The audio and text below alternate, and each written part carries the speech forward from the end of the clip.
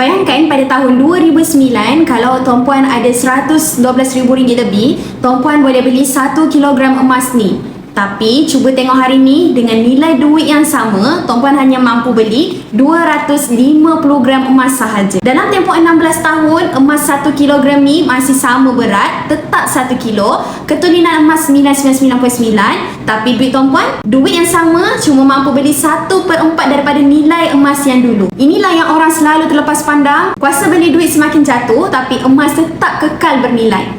Kalau emas 1 kilogram yang dibeli pada tahun 2009 tu dijual pada hari ini tuan-puan akan dapat sekitar RM461,000 selepas tolak spread. Bayangkan dari RM112,000 bertukar jadi RM490,000 dalam masa 16 tahun. Kalau dikira purata keuntungan 21% setiap tahun. Dari cerita ni ada dua benda penting yang kita kena tahu. Yang pertama, nilai duit kita kalau kita simpan terlalu lama, nilainya makin susut walaupun nombor dalam akaun tetap sama. Yang kedua, emas adalah pelindung nilai simpanan yang paling bijak, terutama untuk jangka masa yang panjang. Sebab itu, orang kaya yang bijak kewangan, mereka tukarkan sebahagian simpanan mereka ke dalam bentuk emas. Kalau tuan-puan serius nak jaga masa depan kewangan tuan-puan, emas adalah jalan yang selamat dan stabil.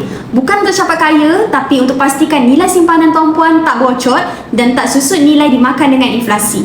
Jadi bagi tuan-puan yang berminat untuk mulakan simpanan emas, boleh terus saja klik link di bio Fad atau isi web biru dekat bawah. Nanti Fad akan bantu tuan-puan dengan sebaiknya. Teruskan follow Fad untuk dapatkan lebih banyak ilmu simpanan emas dan juga kewangan. Semoga bermanfaat.